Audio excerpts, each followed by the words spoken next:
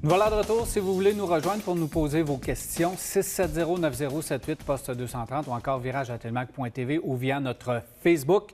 Alors Marc, on a quand même plusieurs questions. On a Louise qui nous demande Mercedes CLA 2019. Donc, c'est le modèle qui va arriver. Les 2019 ne sont pas encore là. C'est des clients de BMW, donc ils regardent quand même pour transférer chez Mercedes. Mais il dit, on aimerait peut-être aussi rester chez BMW. Alors, est-ce qu'on devrait choisir la prochaine série 3 ou une CLA? C'est une question qui est extrêmement difficile à répondre parce qu'on est dans l'hypothèse la plus complète. On ne sait pas quels sont les changements sur la CLA 2019. Mais la série 3 devrait rester pareil. La série 3 ne devrait pas changer beaucoup. Si vous êtes des clients de BMW, moi, je vous dirais d'opter pour une BMW. C'est un véhicule qui est beaucoup plus sportif, beaucoup plus dynamique dans la conduite, qui est beaucoup plus axé vers le pilote. La CLA, c'est un beau petit véhicule cute. C'est pas mes préférés dans la catégorie, il faut que je l'admette. Alors moi, j'irais vers la BMW, même si elle a encore plus de problèmes de fiabilité. La série 3 se compare plus à la classe C. Oui, clairement. Que la CLA. Ouais, la CLA, c'est vraiment un plus petit véhicule qui est un peu entre deux catégories. On ne sait pas trop où le placer. C'est sûr que si vous optez pour une CLA 45 AMG, bien là, appelez-moi, je vais aller faire un tour avec vous. Mais pour le reste, je pense que pour une CLA ordinaire, on est peut-être un peu moins dans un véhicule intéressant que la nouvelle série 3. Exactement. Donc, du côté de Éric, lui, il nous demande, c'est une question intéressante, justement, on est chez Ford, il nous dit le F-150, à quand le F-150 hybride? 2020, en théorie, et là, c'est toujours des grandes théories, ces affaires-là. En théorie, on va avoir droit à un F-150 fin 2019 et à une Mustang hybride en 2020. C'est ça qui est les deux étant des années modèle 2020. C'est ça qui est le plan de Ford original. Évidemment. Mais tu sais que l'an passé, ou il y a même peut-être 1 an et demi, 2 ans, je ne m'en souviens plus, où on a fait l'annonce du F-150 hybride et de la Mustang hybride en même temps. Oui. Et de l'EcoSport, je pense, aussi. C'était dans le même genre ou dans le même temps, hein, je devrais dire. Et du F-150 diesel en même temps. Et du F-150 diesel. Effectivement. Et là, pourtant, depuis ce temps-là, silence complet. Bien, en fait, l'EcoSport est arrivé. Le F-150 diesel est arrivé, arrive en avril. Et les autres, on nous avait toujours dit que c'était 2019-2020. OK. Et de la même chose que quand ils ont annoncé le Bronco et le Ranger, ils nous ont dit que ça va être 2019-2020 et c'est toujours l'horizon prévu pour ces véhicules-là. On le sait, là, pour le moment, il n'y en a à peu près pas de motorisation hybride efficace chez Ford. Je pense qu'ils vont entendre de développer quelque chose d'un peu unique, d'un peu particulier qu'ils veulent implanter dans la F-150, surtout qu'ils ne peuvent pas manquer leur coup. Faut que je te reprenne. Oui, il y a des hybrides efficaces. Leur système hybride est efficace, il est fiable, entre autres ce qu'on utilise avec la fusion. Oui. Mais il n'est pas économique. Non, c'est ça. Fait qu'il n'est pas efficace en termes d'économie. Et c'est généralement la raison pour laquelle on achète une hybride. Puis, il faut aussi penser qu'ils ne peuvent pas se permettre la moindre erreur avec le F-150. C'est la base de l'économie de Ford. Là. Alors, s'ils font une erreur avec ça, ils vont se tirer dans le pied. Donc, je pense qu'ils vont être extrêmement prudents.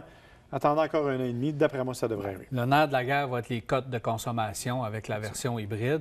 Quelle motorisation on va utiliser? Le 2.7 possiblement, qu'on va transférer en système hybride. Alors, est-ce qu'il va être branchable? Tant qu'à faire, tout aussi mal de le faire branchable. Alors, j'ai hâte de voir. Oui, mais là, la grande question aussi, ça va être la capacité de travail. C'est qu'une fois que tu as une hybride, qu'est-ce que tu peux remorquer? Qu'est-ce que tu peux mettre dans la boîte à transporter? Le surpoids que le système hybride et batteries vont apporter, exactement. Tu le perds à quelque part. C'est ça. Fait que c'est tout ça là, qui va jouer beaucoup dans l'équation. On verra ce que ça va donner. Ça va être un F-150 de ville. Ben oui. On a tous besoin de ça, un F-150 de ville. José nous demande un HRV, un Rogue et un CX-3 pour 150 000 km de la route seulement. Donc, j'en déduis qu'elle roule 150 000 km avec ses voitures. OK. 3 véhicules, 3 personnalités complètement différentes. Le HRV, c'est un véhicule pratique, beaucoup d'espace de chargement, un peu plus plate à conduire, on va se dire les vraies affaires, là, mais qui est super fiable et pour 150 000 km. Remarquez que 150 000 km, n'importe quel véhicule va faire l'affaire parce que c'est des véhicules qui sont encore presque neufs. Là.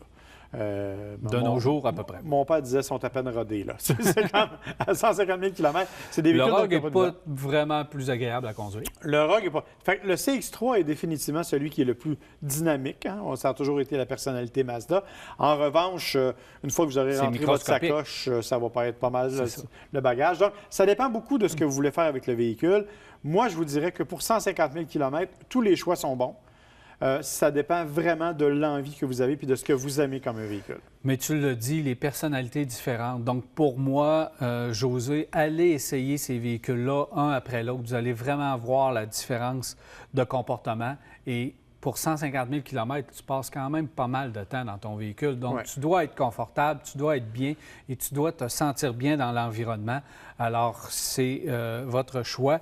Celui qui va valoir, je pense, le HR-V et le Rogue vont peut-être avoir une valeur de revente un petit peu plus grande à 150 000 km que le CX-3. Moi, je dirais que le Honda HR-V, en général, Honda a une excellente valeur de revente. Donc, à mon avis, c'est celui qui va demeurer le plus payant à long terme, probablement. Yvette, elle veut une Hyundai Ioniq. Est-ce que c'est un bon achat et est-ce que la batterie peut durer? Oui. La réponse est oui à toutes ces questions. C'est un bon achat, qu'il soit 100% électrique ou hybride. C'est vraiment un véhicule qui va très bien. Quant à la durée des batteries, c'est une question, je pense, qui est réglée depuis longtemps. Quand même, 8 ans. C'est 8 ans. Puis, à ma connaissance, même les hybrides qui sont là depuis 20 ans, ils n'ont à peu près pas changé de batterie. C'est pas des choses qu'on change régulièrement. Ce n'est pas là le problème. Le problème se trouve ailleurs avec les véhicules à batterie. Alors, à mon avis, vous n'aurez pas de choix. Et moi, j'aime beaucoup la Ioniq parce qu'elle ne donne pas la sensation de conduire une soucoupe volante, là. Elle donne l'impression d'être dans un vrai véhicule et d'avoir vraiment une belle conduite. Alors, honnêtement, c'est intéressant. C'est 200 km l'autonomie du Ioniq. Donc, 200 km, je pense que ça fait le travail pour la plupart des gens. Sinon, il y a aussi la version hybride. Oui, version hybride branchable. Il y a une version... Bref, il y a toutes les... On finit rapide sur André. Il dit le Kona, est-ce que c'est un bon achat en version all-wheel drive, le Kona? Je ne l'ai pas encore essayé, moi. Moi non plus, je ne l'ai pas encore essayé. À venir. Exactement. Les commentaires qu'on en a, c'est que c'est un très bon petit véhicule, très cute, surtout à mon avis.